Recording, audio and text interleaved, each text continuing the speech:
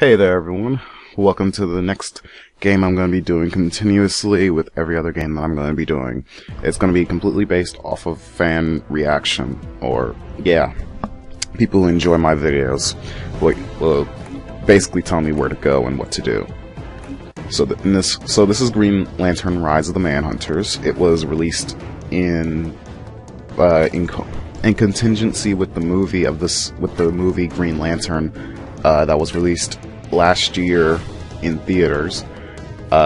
In North America, this game was released on June 7th. Europe, it was released on June 10th, and in Australia, it was released on June 29th, 2011. The game doesn't have the same story as the original movie. If you've seen the movie, you will understand why that is, because the Manhunters were not a threat in that movie.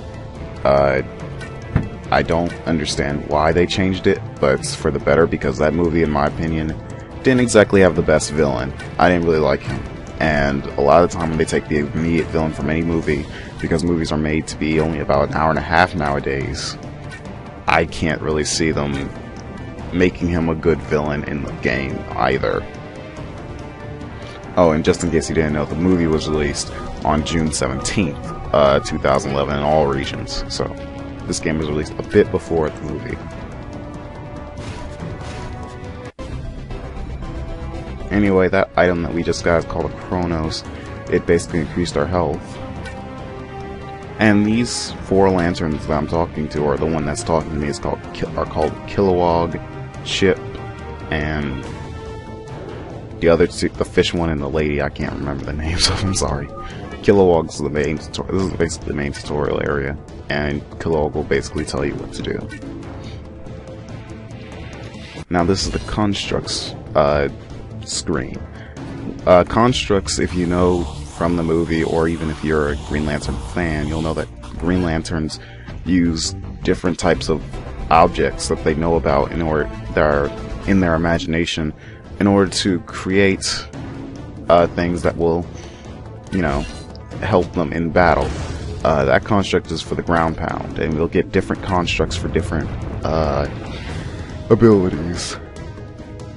They all do virtually the same thing, but it's a nice little gimmick that they tried to add in. If you don't know, oh, that's Chip.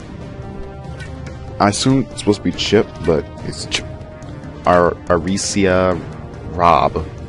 No wonder I don't remember that name. It's really creepy, weird, and just why would you name your child that? It sounds like you want them to be beat up.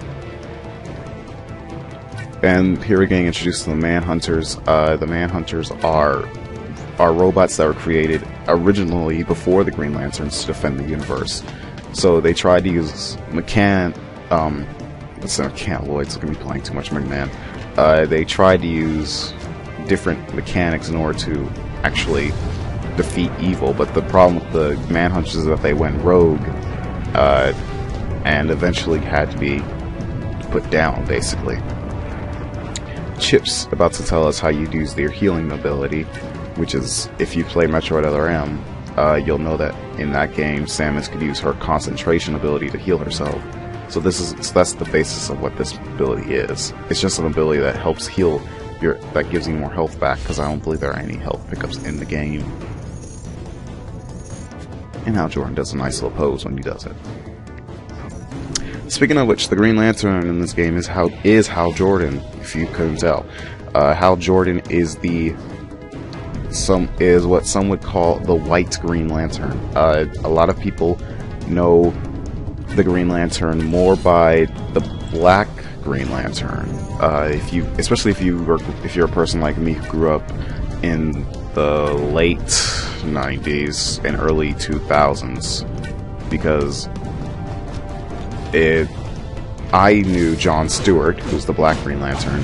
I knew him more than I did Hal Jordan. In fact, whenever they made a Marvel movie and they used Hal Jordan, it was always confusing to me, because I never actually had seen Hal Jordan ever in any type of media until I saw him in the movies. And then I don't think any form of Justice League ever used him either. He wasn't a very popular character amongst children, I believe. Hal Jordan was.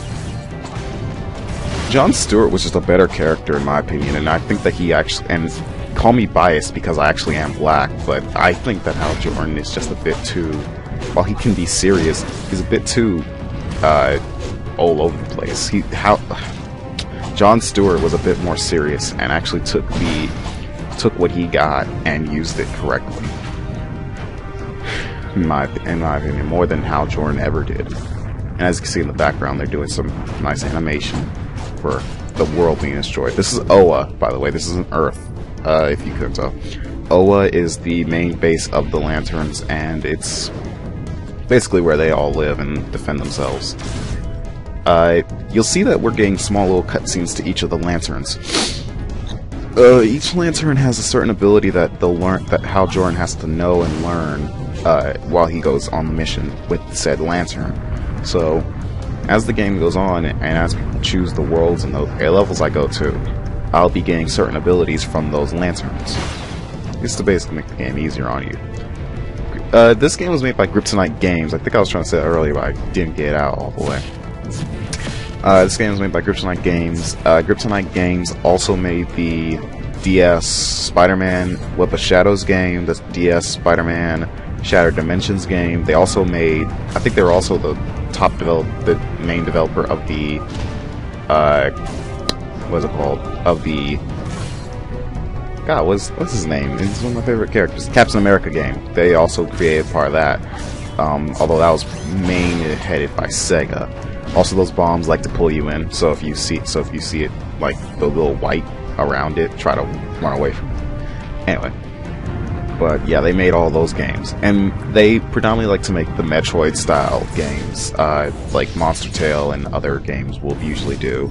They'll use Metroidvania style in their game creation to make it a bit more interesting and to fit a bigger bill. These are the Guardians. The Guardians are a group that basically created the Green Lantern Corps after the Manhunters were defeated, and for all intents and purposes, they're the elders of the Green Lanterns, and they like to just do what they do. They like to tell Hal Jordan what to do, where to go, and they like to know the basis of all of the planets. Hal Jordan's from Earth, so he's the Green Lantern of that world. That's another thing about the Green Lanterns. They each are somewhat of a diplomat from each of their individual worlds. If you've seen Ben 10 and how Ben 10 had 10 aliens in them, each alien was kind of like, if you think about it, a diplomat of his own species. This is Salak, who can basically be called who could, for all intents and purposes, be called our navigator. He'll give you he'll give you the 5 worlds that you can go to, and then you have to choose yourself, and I'll give you your mission there.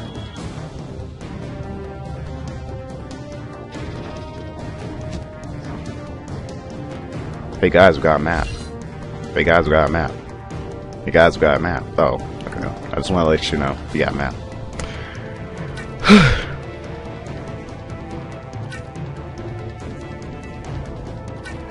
So if you die, the ring will bring you back to the last giant lantern that you've seen, which is alright.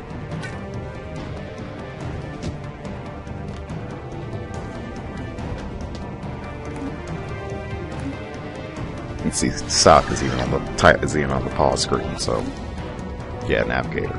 Come on. Yeah. Anyway, you all get to choose. Where do you want me to go next? Do you want me to go to Coast City, which is basically Earth, Mogo, which is a waterish planet, Overcron 1, which is a fire planet, or Tranks, which is a mechanic planet? I'll see you on the next part of Green Lantern Rise of the Manhunters. Thanks for voting.